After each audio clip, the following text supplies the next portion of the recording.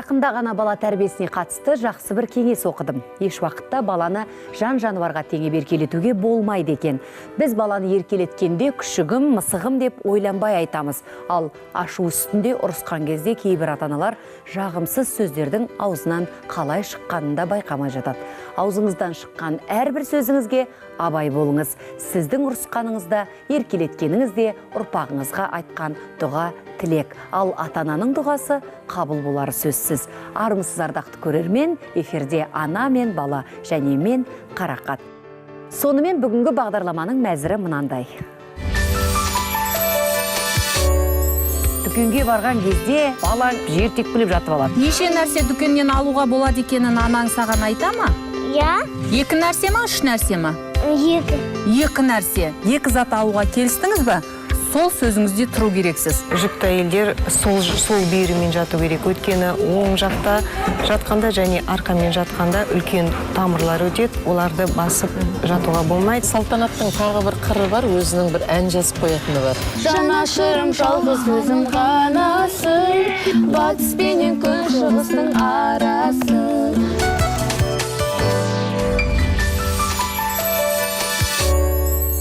Баламен дүкенге бару ата-ана үшін үлкен сынақ. Дүкенге кіре салысымен балаңыз ананы алып бер, мынаны алып бер деп дүкендегі өзі қызыққан әрбір затты сұрай бастайды. Тіпті бір емес, бірнеше ойыншық алғысы келеді.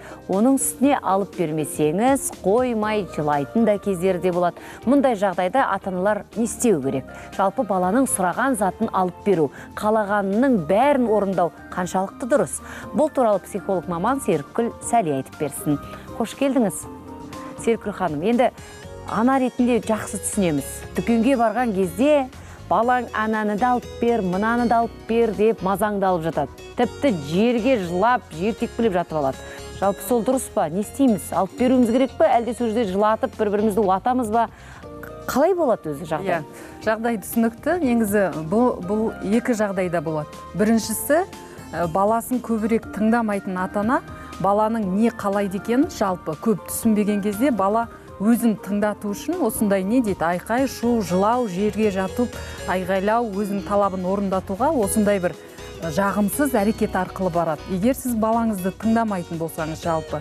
Екінші жағдайы, егерде балаға шексіз осы қалаған нәрсесін бере берейін, барлық нәрсесін қамтамасыз ете берейін, сонымен жақсы тәрбиеленіп шығатын шығар деп ойлап, балаға шектеу қоймайды және тежеу жоқ.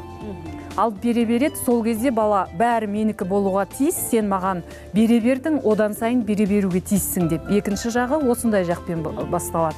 Сондықтан осы екі жағдайда да ата-анаға қазір біз бұны осы балалармен бір кішкентай тәжірибе, практика ретінде соны көрсетейік. Жақсы.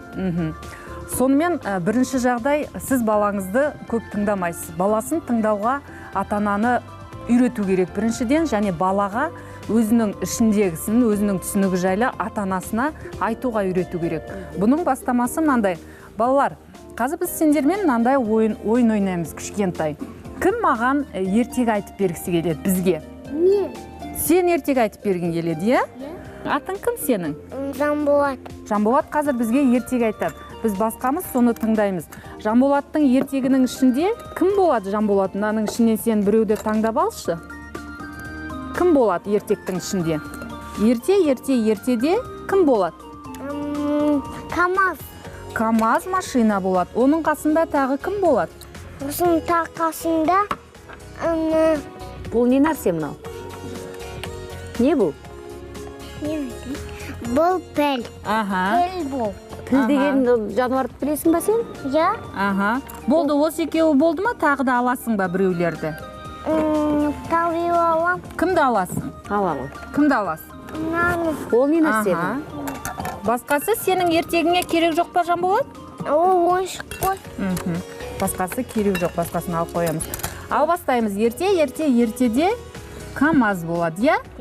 Піл болады. Піл КамАЗдың үстінде, оның қасында мынандай ойыншық бар. Олар қайда барады? Олар жұмысқа. Жұмыста не істейді? Ол қазуға барады. Ол бүйтіп қазады. Қазады. Трактор оны артына қазады. Мынау не істейді? Ол бүйтіп айдайды. Ол КамАЗдың ішінде отыр, айдап жүргізеді, иә? Иә. Қазып, содан болғаннан кейін ары қарай не істейді КамАЗ? Ары қарай кетіп қалады. Қайда кетеді? Үйіне. Үйіне барып не істейді?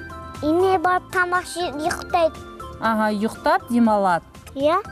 Содан кейін? Содан кейін жұмыс істейді. Тағы да жұмыс істейді. Иә. Сонымен бітеді ма, бітпейді ма? Бітпейді. Бітпейді, не істейді? Содан кейін жұмыстан мамасы келеді. Мамасы келеді содан. Содан Кімнің мамасы келеді? Кімнің мамасы? тәтесі. Кімнің? Тәтесі. Кімнің? Ойыншықтың ба, пілдің ба, Пілдің ба, КамАЗдың ба? ойыншықтың ба? Кімнің мамасы тәтесі келеді? Мынау. Ойыншықтың. Ойыншықтың мамасы, тәтесі келеді. Содан тәтесі не дейді ойыншыққа? Сосын ойыншыққа Не деп айтады тәтесі? ойыншыққа ойна дейді. Сосын үйінде ағасы бар. Үйінде ағасы бар. Иә. Ойыншық өзі не істегісі кеп тұр? Сосын баласы ойыншықпен ойнайды. Қараңыздар, мына жерде осындай нені айтқан кезде қазір Жанболаттың ертегі аяқталған жоқ, бірақ мен осы жерде ата-анаға айтып кеткім келеді. Бұл Жанболаттың ата-анасы тыңдап көріп отыр, иә? Бала ертекті айтқан кезде ол өзі күнделікті үйде не көреді, күнделікті не істейді, ішінде жалпы нені қалайды, осының бәрін ертегі ретінде бала айтып береді. Соның айтқан нәрсесін сіз тыңдаған кезде бала біртіндеп сізге мені тыңдайды, анам, әкем мені тыңдайды деп сізге сенім арта бастайды. Сенім артқаннан кейін осы арқылы бала мен сіздің ортаңызда диалог болады. Ол диалогтың соңы келісуге апарады. Содан Жанболат, сен анаңмен бірге дүкенге барасың ба? Барам. Дүкенге барар кезде дүкеннен не алады екеніңді анаң екеуің келісесіңдер ма? Иә. Неше нәрсе дүкеннен алуға болады екенін анаң саған айта ма? Иә. Екі нәрсе ма, үш нәрсе ма? Екі. Екі нәрсе. Егер сен үш нәрсе алам десең, не деп айтады анаң? Болмайды деп айтады. Сосын сен анаң тыңдайсың ба? Иә. Сосын үйге апарады. Тыңдайды. Сонда бірінші жағдайдағы балалар, сіз егерде дүкенге бармай тұрып, бірінші баламен келісіп аласыз. Біз қазір дүкенге барамыз. Ойыншық дүкеніне барсаңыз да, ойыншық аламыз, саған аламыз. Біз ол жерден сен өзің міндетті түрде бала өзі таңдағанын алу керек. Бірақ балаға таңдауға сіз мүмкіндік бересіз, бірақ мүмкіндік ол мысалы өте қымбат нәрсені сіздің жағдайыңыз келмейтін нәрсе болып кетпесі үшін сол кезде де саны екеу және бағасы қымбаты емес, арзаны деген сияқты келісім болу керек. Содан кейін сіз екі ойыншық алуға немесе үш ойыншық алуға, екі зат алуға келістіңіз ба? Сол сөзіңізде тұру керексіз. Бала барған кезде ең бірінші көрген нәрсесін бірінші алады, мынаны алам деп. Сіз оған жоқ, бұны алма деп айтпайсыз. Осын алды біреу, жүріп көріп келе жатады, екінші мынаны алам дейді, болды екеу. Ары қарай тағы көріп келе жатып, үшіншісін алған кезде сіз жақсы бұны ал, бірақ мына екеуіңнің біреуін қой. Сол кезде сенде екеу болады. Сол кезде бала ешқандай сізге қарсыласпайды. Алдынан алып келе жатқан екі ойыншықтың біреуімен ол жеңіл қоштасады. Мен мынаны қоям, оның орнына мынаны алам дейді үшінші ойыншықты. Сонымен екеуімен келе жатқанда тағы бір деңені көреді. Анашым, мен мынаны алам деп тағы бір ойыншықты алады. Онда қолыңдағы екеудің біреуін қой дейсіз. Өстіп жетектеп отырып, бала еркін түрде барлық дүкендегі затты өзі алған сияқты сезінеді. Өйткені оны алып бір 10 секунд, 5 секунд болса да жүрді дүкеннің ішінде. Содан кейін ең соңында кассаға келгенде ол екі ғана ойыншықты алып еркін шығады. Бұл бірінші жағдай. Енді екінші жағдайда мынандай балаға шексіз тежеу жоқ нәрсені алып бере берген кезде ол бала тыңдамайды бәрібірде. Сен маған екеу ғана емес, үшеуін де бәрін әперуге тиіссің деп шығарады. Бұндай баланы ең бірінші сіз үйде бала қазір осыған мына жерде қысқа көрсетейік. Мысалы Жанболатқа мынандай кішкене. Жанболат. Ой, Жанболат, бұл не? Бұл сағыз. Не үшін берді саған ол сағызды, апа? Ашып көрші. Не үшін берді? Сен не істедің? Мен оны жейм. Жоқ, сен оны жейсің, Жанболат. Басқа балаларға бересің ба? Берем. Бересің. Қане ашып берші, кімдерге береді екенсің көрейік. Қазір мынаны асайын. Сен аш. Әдемі көйлек киген қызға берейік. Сен бересің ба басқа балаларға? Так, енді тағы біреуіне берейік, бір. Ма.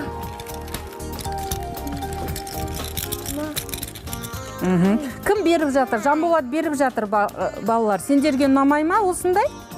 А? Кім тағы да алғысы келеді? Екінші. Иә, қайсында кімнен алғың келеді? Сен өзіңе қала ма, қалмай ма? Қала. Маған бересің ба мынаны Жанболат? Аха, өзіңде қалды ма? Қалды. Міне қараңыздар. Екінші жағдайда баланың бәрін ала беріп, шексіз менікі болады дегеннен баланы құтылту үшін сіз ең бірінші баланы өзінің жақсы көретін сүйікті асымен, басқа біреумен бөлісумен үйрету керексіз. Бұл психологияда баланың жалпы психикасының қалыптасуындағы тәрбиедегі өте маңызды нәрсе болып есептеледі. Бұған баланы ең бірінші өзінің анасымен бөлісуге үйрету арқылы. Анасымен бөліседі, ары қарай таныс емес болса да, бөтен адамдармен, бөтен балалармен аулада ойнап жүрген кезде бөлісуді үйрету керексіз. Сол бөлісуді үйренген бала ары қарай ол жаңағы шексіз бәрі менікі бола береді деген емес. Содан кейін барып, бұның бәрін біз ала алмаймыз. Бұл жерде басқа да балалар бар ғой. Сондықтан біз басқа балаларға да қалдыру керекпіз. А саған бұл жерден біз 3 ойыншық аламыз. Әңгімелесу арқылы тағы да. Енді ол сөз түсінетін бала бар. Сосын тіпті кішкентай ғана бала бар, иә? Осы біздің осамызда өте қате түсінік. Бала туа салғаннан кейін неге жылайды? Сол жылап тұрған үні туа салған кезде неге жылайды? Және сол жылаған іңа деген дауысы қай кезде басылады? Анасының кеудесінен жаңа өзі қоректенген кезде. Сонда кез келген бала адам өмірге келгенде алам, қалаумен келеді. Бер деп. Маған бер, әкел, алам деп келеді. Ол жаңағы сүт бер, қарнымды тойдыр, жылы жұмсақ төсек бер, құрғақ орын бер, тыныш ұйқы бер деп келеді. Сондықтан сіздің балаңыз қаласа, маған ананы әпер, мынаны әпер деп, ол тамаша. Ол табиғат солай жаратқан. Осы қалауын ата-анасы арқылы қамтамасыз етеді. Ары қарай сіз дұрыс тәрбиелесеңіз, ары қарай өзінің қалауын өзі қамтамасыз ететін мықты азаматшалар мен азаматтар болып өседі. Егер де сіз қалауын басып тастасаңыз, еш нәрсені қаламайтын, еш нәрсеге қызығушылық, ынтығушылығы жоқ адамдар осындайдан қалауын басқан баладан шығады. Сондықтан сіз қалауын бір нәрсемен емес, жоқ дегенде 2 нәрсемен қамтамасыз етіп отырыңыз. 2 нәрсе таңдау бар. Дұрыс. Бір нәрсе деген таңдау жоқ. Аласың болды. Беремін осыны, алсаң да аласың, алмасаң да аласың. 2 деген таңдау бар. Иә, дұрыс айтасыз. Өте әсерлі, әдемі әңгімеңіз үшін, ақылды, жаңағы пайдалы кеңестеріңіз үшін алғысымызды білдіреміз. Көп рахмет. Әрқашанда ана мен бала бағдарламасын көріңіздер, құрметті көрермендер, біздің айтарымыз көп. Әрі қарай бағдарламамызды жалғастырайық.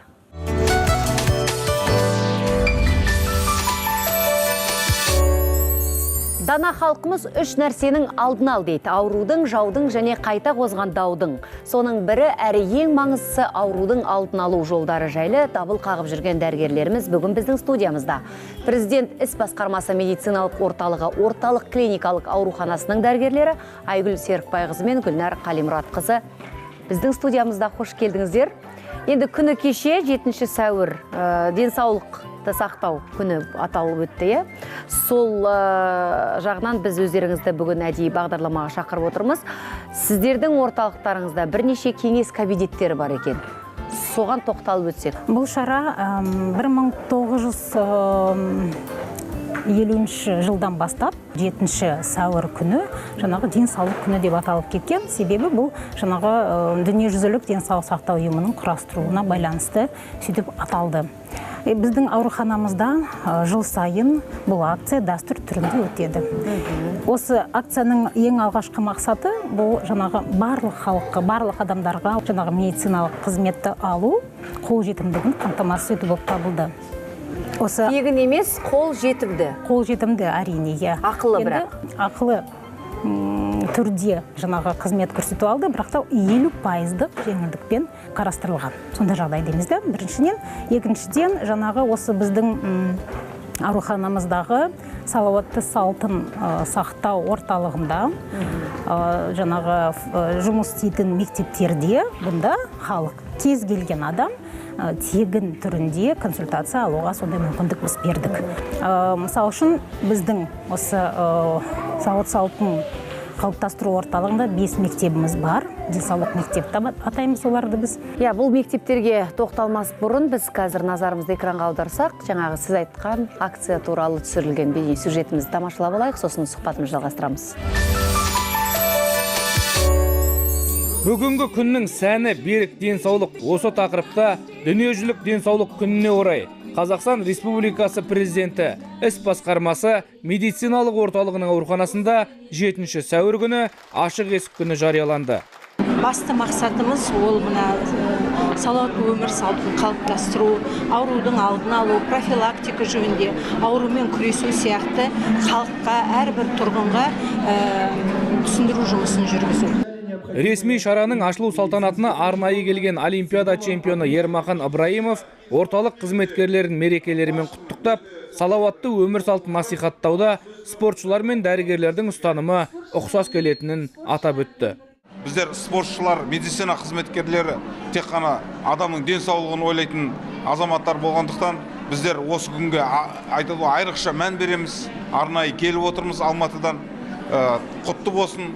Барлықтарыңызды құттықтаймыз, денсаулықтарыңыз мықты болсын, өмір жастарыңыз ұзақ болсын. Алға Қазақстан! Ашық есік күні келушілерге диагностикалық зерттеулер мен дәрігерлерден кеңес алуға 50% жеңілдіктер жасалды. Мүмкіндікті мүлт жібермей, тексерістен өтуге тырысқан қала тұрғындары ақ халатты абзал жандарға алғыстарын жаудырды. Біз міне бүгін осы қызымыз екеуміз емханаға келіп тексеріліп жатырмыз.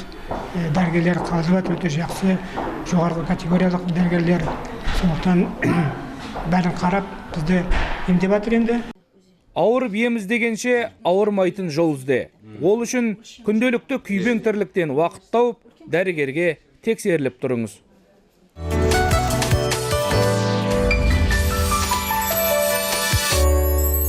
Болашақ аналарға арналған кабинеттер бар екен. Ол жерде қандай аналарға кеңестер айтылады, не нәрсеге басымдылық жасайсыздар? Біздің ауруханамызда бізде есепте тұрған жүкті әйелдерге ламаз әдісі бойынша сабақтар өткізіледі, дәрістер өткізіледі. Перзенат ламаз 1951 жылы осы әдіспен әдейі жүкті әйелдерге арнап дәрістер бастаған. Бұл дәріске міндетті түрде перзент күтіп жүрген 2 жұпта қатысу керек. Яғни жүкті әйел де оның жолдасы да қатысады. Ламаз мектебінде жүктілік кезінде болатын өзгерістер, босану кезінде болатын өзгерістер және босанғаннан кейінгі болатын өзгерістер туралы тақырыптар қозғатылады. Яғни бұл тексеру кабинетінің басқа тәсілден не нәрсесі ерекше? Айырмашылығы неде? Ламаз мектебінде, дәрістерінде бізде неонатологтар сабақ өткізеді және акушер-гинекологтар. Неонатологтардың дәрігерлерін жүргізетін дәрістерінің тақырыптары босанғаннан кейін міндетті түрде ана сүтімен емізу, жаңа туған баланың күтімі, босанғаннан кейін, ал оған дейін жүктілік кезінде қандай күтімдер, қандай нақты? Акушер-гинекологтардың тақырыптары жүргізетін 9 ай бойы жүктілік бойынша тамақтануды дұрыс жүргізу, босану жүктілік кезінде 9 ай бойы және жүктілік кезінде босану кезіндегі жаңа қорқыныш сезімін үрейді басу. Дұрыс тамақтану дедіңіз. Жүкті әйелге не нәрсеге болмайды, не қандай тағам жегені оған пайдалы? Біз айтамыз ғой, біздің ұлттың денсаулығы баланың денсаулығы деп. Сондықтан жаңағы кішкентай бала емес, ол жаңағы ананың құрсағында жатқан кезде, сол кезден бастап, сол кезден бастап біз жаңағы жүкті әйелдерге дұрыс кеңес беру керекпіз. Мысалы үшін жаңағы көп мөлшерде витаминдер, минералды заттарды қабылдау керек ол кісілер. Мысалы үшін жаңағы келіншектерге кальцийдің мөлшері 800 мг болса, жүктілік кезінде бұл мөлшер 2 есе жоғарылайды. Сондықтан қай тағамда өте көп мөлшерде жақсы сіңетін кальций бар. Әрине біз айтамыз, бұл мысалы үшін сүт өнімдері, оның ішінде ірімшік. Жай ғана сүт алатын болсақ, онда кальций азырақ, ал ірімшікке келетін болсақ, оның мөлшері 100 грамм ірімшікте әрине көп мөлшерде кальций бар. Сондықтан сол ірімшікті қандай түрін, қалай дұрыс оны дайындау керек, сол туралы біз оған жаңағы әйелдерге біз кеңес береміз. Пирамидасы экраннан көрсетіп жатыр. Мысалы үшін дені сау адамдарға біз мына пирамиданы айтып кететін болсақ, жүкті әйелдерге де бұл пирамида қолдануға болады. Бірақ та біз оның ішінде оның ерекшеліктерін айтамыз. Мысалы үшін жаңағы кальцийді айтып кеттік, одан кейін фосфор керек. Жаңағы баланың тағы да жаңағы сүйегі дұрыс даму үшін дейміз, иә. Фосфор қандай тағамдарда бар? Біз айтамыз, балық тағамдарын жеу керек, теңіз өнімдерін көбірек қолдану керек дейміз да. Одан кейін жаңағы фолий қышқылына келетін болса, жүкті әйелдерге оның маңызы өте зор. Себебі осы фолий қышқылының жаңағы қажетті мөлшерде қабылдаған әйелдерде әрине дені сау жаңағы бала туады дейміз. Фолий қышқылы қандай тағамдарда бар? Біз соны айтып береміз. Брокколи, мысалы үшін, иә, сосын жаңағы көк түстегі көкөністер мен жемістерді көбірек қолдану керек деп біз оған жаңағы сонда кеңес береміз. Түсінікті, енді фолий қышқылы жаңағы айтамыз ғой, саплементация түрінде жүкті әйелдерге тегін түрде біздің осы мемлекетімізде әрбір жүкті әйелге беріліп отырады дейміз. Одан кейін темірге келетін болсақ, тағы да бір мен мысал келтіріп кетейін. Темір не үшін керек жүкті әйелге? Темір дегеніміз бұл қандағы гемоглобинді түзу қажет, түзетін. Бір гемоглобин себебі жаңағы балаға жаңағы оттегін тасымалдайды. Оның жаңағы тыныс алуы дұрыс болу үшін құрсақтағы бала оған жаңағы жеткілікті түрде темір қабылдау керек жүкті әйел. Қайда бар бұл темір? Мысалы үшін біз айтамыз, алманың құрамында бар, бірақ алманың құрамындағы темір ол гемоглобиннің синтезіне қолданылмайды.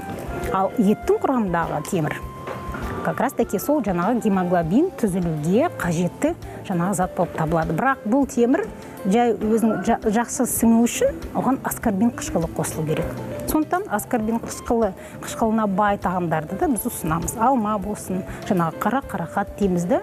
Енді цитрустарда аскорбин қышқылы бар ғой, бірақ та ол балада аллергия шақыруы мүмкін. Сондықтан біз цитрустан бас тарту керек деп жаңағы болашақ аналарға сондай кеңес береміз. Ал жалпы күту міне денсаулығына байланысты тағы да қандай нәрсеге тыйым саласыздар? Әрине ол ішімдік ішу, шылым шегу. Иә, шылым шегу, енді ол бас тартатын. Сондай-ақ тағы не нәрсені ескерген жөн? Нені білу керек? Физикалық белсенділікті арттыру, дұрыс тағамдану, ұйықтау мерзімін реттеу, міндетті түрде ерте жатып сағат 10-да жүкті әйелдерге ұйықтап, таңертең 7-де оянатындай 8, жалпы адамдарға 8 сағат ұйықта десек, жүктілік кезінде біз 9-10 сағат ұйықта дейміз. Міндетті түрде үлкен жүкті әйелдер сол бүйірімен жату керек. Өйткені оң жақта жатқанда және арқамен жатқанда үлкен тамырлар өтеді. Оларды басып жатуға болмайды. Олар жатырдың қан айналысын нашарлатады да баланың демалуына, тыныс алуына зияны тигізеді. Зияны тиеді. Сол сияқты ыстық ванналарға болмайды. Түсуге болмайды, ыстық ванналарға аяғын тіпті ыстық ваннаға аяғында салып отыруға болмайды. Осының барлығы бір қарасаңыз қарапайым дүние, бірақ жас аналар шыны керек көбіне сол білместіктен өте бір зиян шегіп жатады. Моншаға мысалға бару. Жүктілік қалай басталғаннан біз солай моншаға баруға болмайды дейміз. Қазіргі таңда жас аналар йогаға қатысады, бассейнге барады, олардың да көмегі зор. Көмегі зор. Біз рұқсат етеміз. Жүктілік кезінде болмайтын нәрселердің қатарында ұшақпен ұшу, темір жол көліктермен алыс жерлерге баруға біз тыйым саламыз. Енді оның да өзінің белгілі мөлшері бар ғой. 7 айдан бастап ұшу, алыс жолға шығуға тыйым салады. Ал енді оғанға дейін ешқандай оның несі жоқ шығар деп ойлаймын. Осы жалпы, жүкті әйелдерге байланысты ақыл кеңес, ақпарат біз не нәрсені айтпадық? Ет тағамын жегеннен кейін олар жаңағы қою шай ішетін болса, немесе кофе ішетін болса, бұл шай мен кофенің құрамында жаңағы тамақтануға или көретке қарсы деген өз табиғаттан сондай заттар бар. Бұл жаңағы еттің құрамындағы темірдің организмге сіңуіне кедергі жасайды. Шай және кофе. Сондықтан жаңағы ет тағамдарын жеген кезде негізгі ас қабылдау кезінде шайды ішпеу деген біз осындай ұсыныс береміз. Мұны тамақ ішкеннен кейін тек қана жүкті әйелдерге емес, жалпы адамзатқа осыны білсе деп ескерсе, иә? Әрине, бірақ тамақ ішкеннен кейін жата беру деген әрине бұл дұрыс емес. Себебі бұл жаңағы құрсақтағы баланың салмағы, неғұрлым ұлғая берсе, ол ертең жаңағы туу кезінде дейміз да, әртүрлі жаңағы неге әкеліп соғуы мүмкін. Тағы да жүкті кезіндегі әйелдің жаңағы көңіл күйі, оның рухани жаңағы жағдайы дейміз де өте маңызды болады. Сондықтан біз жүкті әйелдерге тек қана позитивтік эмоция алуға сондай біз кеңес береміз. Жақсы кино қарау, комедия қарау дейміз, одан кейін классикалық музыканы тыңдау дейміз. Бұл да жаңағы болашақ баланың денсаулығына көптеген өзінің несі зор екен. Денсаулығы да тікелей әсер етеді дейсіз ғой. Әрине, иә. Жақсы, осы тақырыпқа байланысты біраз әңгімелестік, көптеген ақпарат, кеңес айттық. Олай болса біздің көрермендер, жас аналар, болашақ аналар ескере жүр деп ойлаймыз. Көп рахмет, жұмыстарыңызға табыс тілейміз, еңбекте жемісті болыңыздар, әрқашанда абыройлы болыңыздар. Көп рахмет, әрі қарай жалғастырайық.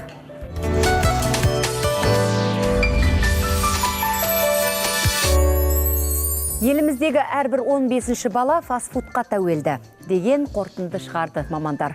Бұл жасы 8-ден 10 жасқа дейінгі жеткіншектер. Олар артық салмақтың құрбандары. Жалпы артық салмақтан қиналып жүрген жасөспірімдердің саны соңғы 5 жылда 15% артқан. Бұған басты себеп фастфуд дейді мамандар. Тез дайындалатын бұл тағамды балалардың 80% тұтынады. Оның ішінде 13% күн сайын жейді екен. Қазақстанның қасиетті жерлеріне онлайн саяхат. Енді Казмап.kz мобильдік қосымшасының көмегімен Хан моласы мемориалы Абылай хан ордасы, Едіге тауы сияқты тарихи орындар жайлы барлық мәліметті смартфонға жүктеуге мүмкіндік бар. Бастама рухани жаңғыру бағдарламасы аясында қолға алынды. Қазақ жеріндегі тарихи нысандарды біріктірген мобильді қосымшаға әзірге Android жүйесі арқылы қол жеткізуге болады. Жақын күндері iOS жүйесімен де қолданысқа енбек. Евразиялық экономикалық одаққа мүше мемлекеттердің еңбеккерлерін зейнетақымен қамтамасыз ету жөніндегі келісім-шарт 2019 жылы күшіне енуі мүмкін. Сарапшылардың пікірінше аталған құжат 5 мемлекеттің еңбеккерлерінің әлеуметтік қорғалуын күшейтеді. Мысалы, Қазақстанда жұмыс істейтін Ресей азаматы бірыңғай жинақтаушы зейнетақы қорына айлық табысынан 10% жарна төлеп отыруы тиіс. Зейнет жасына жеткенде жұмысшының жинаған жарнасы оның ресейлік қордағы есепшотына аударылады. Ресейге немесе Евразиялық экономикалық одақтың өзге мемлекеттеріне жұмыс істеуге барған Қазақстан азаматтарына да осындай қағида бойынша зейнетақы төлемдері жүргізіледі. Дайындалып жатқан құжатта зейнетақымен қатар еңбекке жарамсыз болып қалған кезде асыраушысынан айырылған жағдайда әлеуметтік көмек көрсету мәселесі де қарастырылады. Бала білгенін емес, көргенін істейді. Ендеше балаға денсаулықтың қадірін жастайынан үйреткен дұрыс. Аурудың алдын алу мақсатында балаларға арналған Балдәурен оқу-сауықтыру орталығы елімізде 15 жыл бойы қызмет етіп келеді. Ендеше сол орталыққа барып қайтқан тілшіміздің бейне сюжетіне назар аударайық.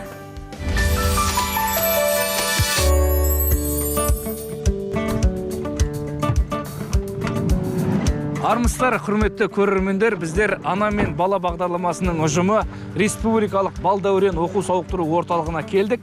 Келгендегі мақсатымыз мұнда дәл қазір еліміздің түкпір-түкпірінен келген ең дарынды, ең өнерлі балақайлар осында өз демалыстарын өткізуде, және де республикалық педагогикалық топтардың сүлеті де өтуде. Ендеше осы қызықтардың барлығы қалай өтіп жатыр, осыны өз көздеріңізбен көргілеріңіз келсе, бізбен бірге болыңыздар. Бұл орталық қысы-жазы үзіліссіз жұмыс жасайды. Жылына 16 маусым мен 5 мыңға жуық баланы қабылдайды. Әр ауысым әртүрлі тақырыпта ұйымдастырылады. Дәл қазір мұнда этно-мәдени тақырыбындағы 4-ші ауысым бойынша 288 бала демалып жатыр. Біз қазір театр студиясы бөлмесіне келдік. Мұнда бізді осы орталықта демалып жатқан балақайлардың, яғни өнерпаз балақайлардың бір тобы күтіп отыр. Ендеше өнерлерін бірге тамашалайық.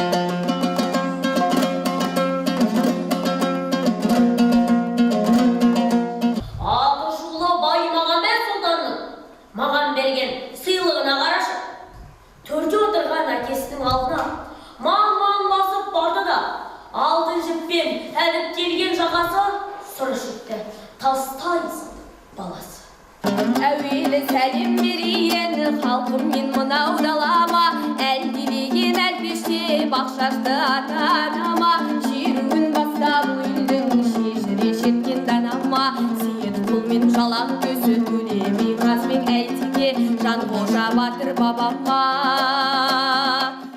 Оқу сауықтыру орталығына келетін балалар еліміздің түкпір-түкпірінен іріктеледі. Олардың қатарында республикалық және халықаралық байқауларда жүлдегер атанған өнерлі, талантты балалар да, білім олимпиадаларында топ жарғандар мен спорттық сайыстарда үздік нәтиже көрсеткен оқушылар бар. Сондай-ақ әлеуметтік аз қамтылған отбасылар мен мүмкіндігі шектеулі балалар да орталықта демалуға мүмкіндік алады.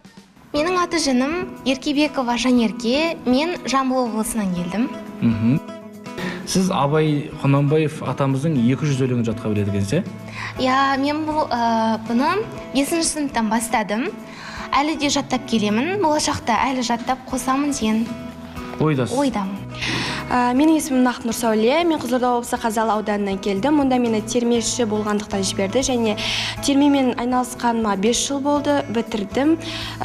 Мұндағы демалысым өте жақсы өтіп жатыр. Мен мұнда бірінші рет келіп тұрмын, 4-ші ауысымға және алды тағы келемін деген ойдамын. Менің есімім Тарғынова Жайна.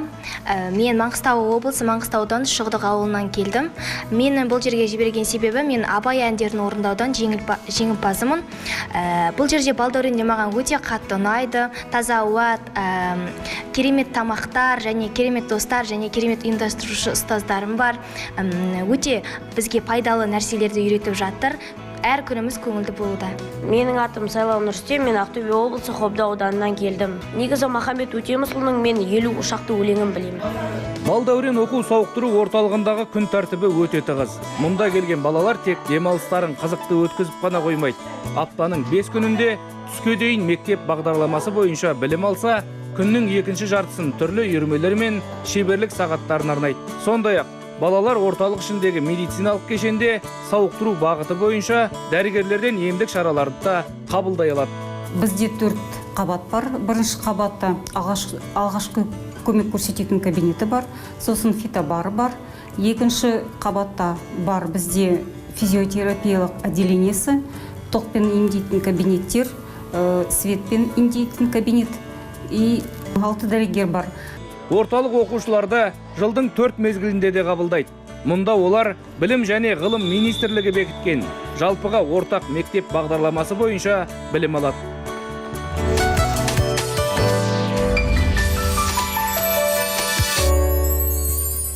Әуезі алталашқа тараған сыр өңірінің дарабоздарына. Жыраулар жақытын ұрпақтан ұрпаққа жеткізу мақсатында елеулі еңбек етіп жүрген ерекше әнші, Қазақстанның еңбек сіңірген қайраткері Елмұра Жаңайбергенова Сандуғаш Салтанат есімді қос қарлығашымен бүгін біздің студиямызда қонақта. Қош келдіңіздер. Қош келдік.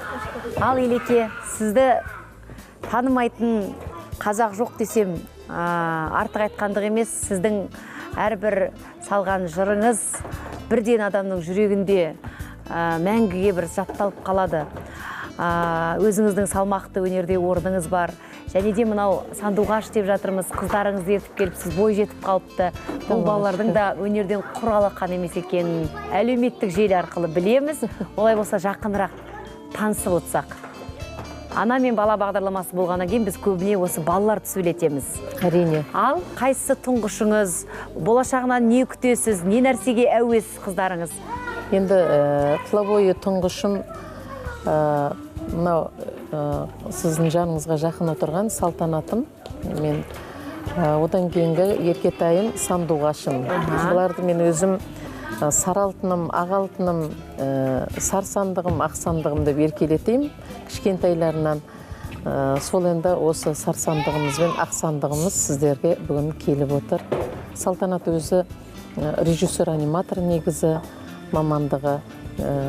Өте сирек қой бұл мамандықты таңдаудың өзіндік бір кішкентайынан 9 жыл бойы Қылқобызда оқыған Қазақ ұлттық өнер университетінің мектебінде. Жетігенді меңгерді одан. Салтанатты өзім жырға термеге баулы Сандуғашымды. Жырға термеге баулыдым кішкентайынан.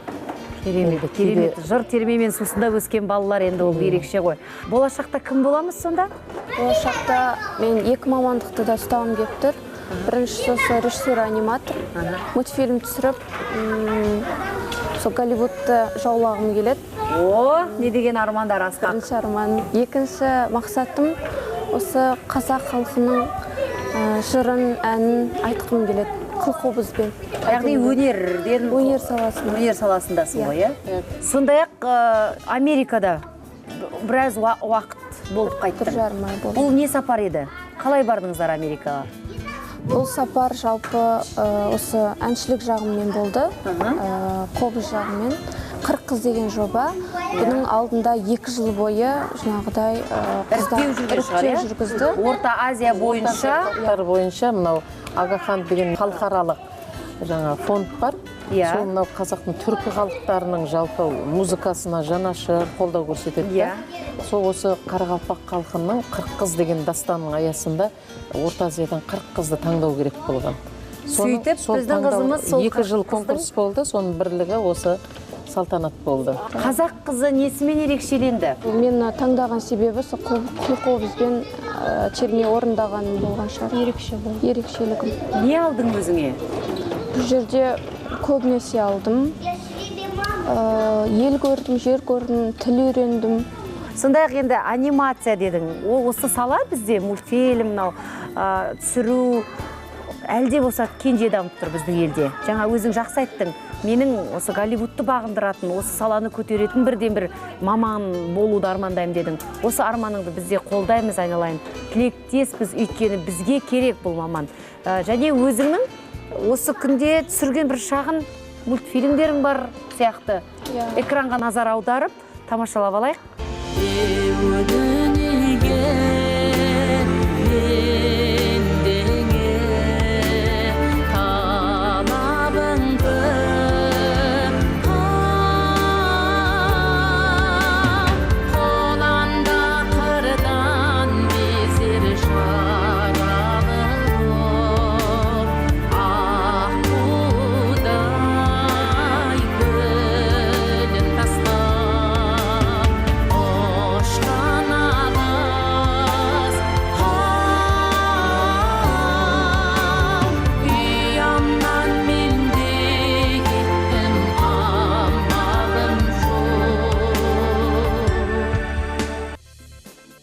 Бұл сонда барлық мына жердегі көріністі өзің жасадың, иә?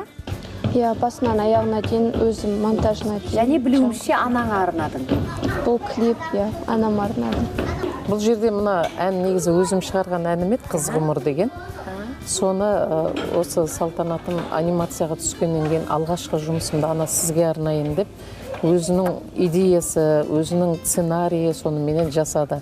Бірақ енді өзінің мақсатында айтады, мен қазақтың жаңа мына бүкіл ұлттық жаңа әдет ғұрыптары, бүкіл салт дәстүрі соның бәрін көрсеткім келеді деп негізгі мақсаты сол болды. Қазақтың қызының сәукелесі өзінің әдемілігі қандай? Сыраға дейін соның бәрін зерттеп өзі. Ана шолпыларының бейтіп қимылдатып қойғанның өзі. Қазан қайнап жатқан бауырсақ. Айналайын, бұл өте тағы да қайталайым, күрделі ғой бұл жұмыс. Анимациядан сол арнайы неге халықаралық конкурсқа қатысты, одан да арнайы сыйлық алып келді. Тамаша, бәрекелді дейміз. Енді Америкаға жолға түскенде осы саладан да біраз үйренетінің көп қой енді, ол дамыған мемлекеттерден. Дұрыс, қуанып отырмын. Мен деген бұрын қыздарыңыз тек ән айтатын, жыр айтатын, аспапта ойнайтын балалар ма десем, бұл балалардың шын мәнінде талабы тауда екен. Олай болса, ана мен бала бағдарламасының студиясында мінекей Эльмира Жаңабергенованың көзінің ағы мен қарасыдай болған қос құлынның орындауында бір әдемі ән тыңдасақ. Ән сұраймыз. Салтанаттың тағы бір қыры бар, өзінің бір ән жазып қоятыны бар. Не дейді? Сол маған бір 40 жылдық туған күнімде бір арнаған әні бар еді. Соны екеуі былай айтып бергісі келіп отыр. Ой, тамаша, Салтанат, сенің қырың көп екен. Тәуба. Ал олай болса әнге кезек береміз.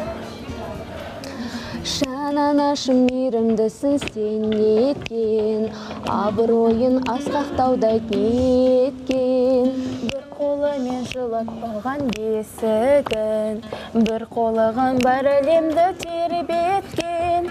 аяулымсың, ардақтымсың анашым, жанашырым, жалғыз ғанымсың, өзіңдегі жан іздеуге таппасын, батыс пенен күн шығыстың арасын.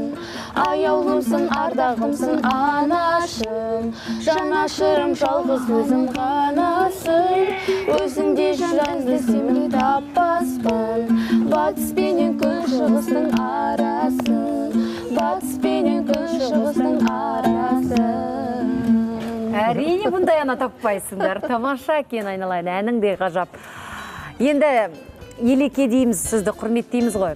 Жалпы бала тәрбиесіндегі ұстанымыңыз қандай? Қыз бала тәрбиесі оның ішінде қаталсыз ба? Керісінше жұмсақсыз ба? Не нәрсеге тыйым саласыз?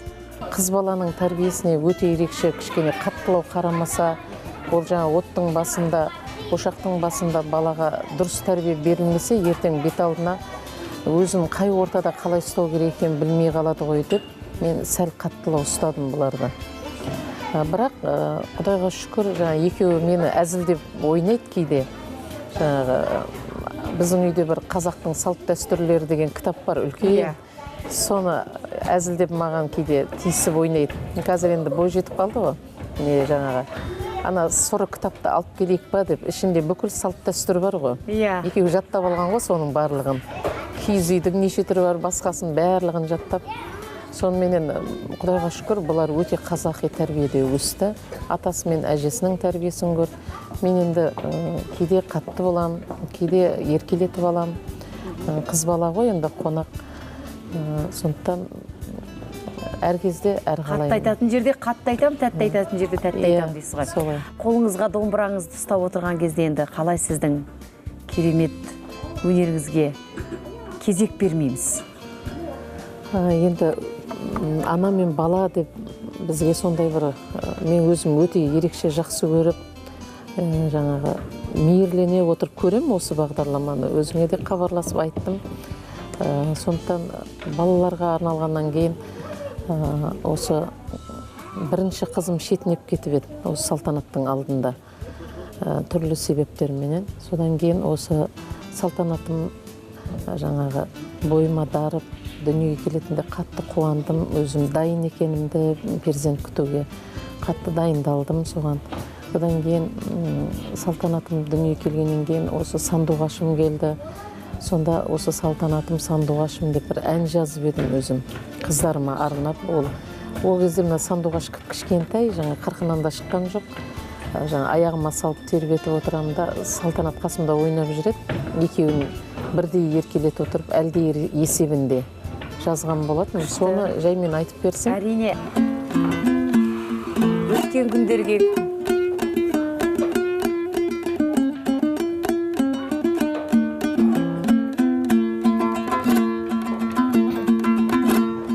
құлпырып жайнап өз салтанатын, сандуғаш екеуің қосқан атым. Сүйкімді тәтті қылықтарың ақтарып тастайды жан жанатын. Салтанатым, сандуғашым, екеуің менің қосқан атым. Сандуғашым, салтанатым, сендермен өмірім жалғанатым. Сандуғаш атыңнан айналайын, салтанат әкелдің таң арайын. Аман жүр екеуің аққуларым, аралап өмірдің кең сарайын. Салтанатым, сандуғашым, екеуің менің қосқан атым. Сандуғашым, салтанатым, сендермен бар өмірім жалғанатым. Ау деген ай. Салтанатым, сандуғашым. Деп, бұл енді әлдейім менің балаларыма. Сондай жағымды тыңдай бергім келеді. Салтанатыңыз, сандуғашыңыз. Енді сандуғашыңызды әңгімеге тартсақ. Осы өмірде жалпы анаңның жүрегін қалай қуантуға болады? Мен анамның айтқан заттарын, мысалға ән жатта деген болсын, осы кітапты оқы деген, соларды уақытында оқып, соны әңгімелеп, кешкісін айтып берсең, анам өте қатты қуанып, мақтап, мерейі көтеріліп қалады. Қандай құрмет көрсетесіңдер аналарыңа күнделікті өмірде? Күнделікті анамыз келгенде, әрдайым жолдан шыққан кезде, мысалға қарапайым заттарды алатын болсақ, жолдан келгенде, сапардан, бауырсағын, сорпасын істеп, бетпен жақсы қарсы алып. Сендер өздеріңіз істейсіздер. Олар 3-ші сыныптан бастап бәрін тамаша. Үйдің тазалығы, үйдегі барлық береке өздерінің қолдарында. Бәрін істейді екеуі, Аллаға шүкір. Үйретіп қойғанбыз. Қандай тамаша. Енді бағы жанып құлыншақтарыңыздың қызығына, қуанышына тоймай барлық көкейіңіздегі армандарыңыз орындалсын. Қызыңызды қай биіктен көргіңіз келеді, сол тілек армандарыңыз орындалсын. Бізді тамашалап отырған жас аналарға сізден кеңес. Менің айтатыным ата-аналарға баласын, қызын әсіресе тәрбиелеп отқан. Енді менде ұл жоқ, бірақ қыз болғаннан кейін қыздың тәрбиесіне ерекше көп көңіл бөлген дұрыс шығар деп ойлаймын. Өйткені ол жат жұттық, сен қасыңда мәңгі қалмайды. Сондықтан мен айтатыным, қыз бала қасыңда жүргенде, оны қонақ деп көп еркелеткеннен гөрі, оған жалпы көп нәрсені үйреткен дұрыс. Ертең өткен болашақ ана, ол болашақ жар, біреудің келіні. Сондықтан қыздарым сол жағынан ақсап жүрмес екен деп. Дұрыс. Көрсе көз тоятындай, осы балаларыңыздың өте бір жан-жақты екені, талантты екені, көздеріндегі жүзінде отырған отырсанақ көрініп тұр. Үмітіңізді ақтасын. Тамаша, әдемі сұхбат болды. Айналайындар, бақтарың жансын, жолдарың әмәнді ақ болсын, жарқын болсын болашақтарың. Әніңізбен, жырыңызбен халқыңызды сусындатып, осылай қыздарыңыздың бақытына бөлене беріңіз. Көп-көп рахмет. Артында қызы қалғанның, ісі қалғаны, ұлы қалғанның, өзі қалған дейді ана халқымыз. Өміріміздің жалғасы болар, ұрпағымыздың болашағы жарқын болғай. Бүгінгі бағдарламамыз осы тұстан тәмам. Ата-аналар аман, балалар бақытты болсын.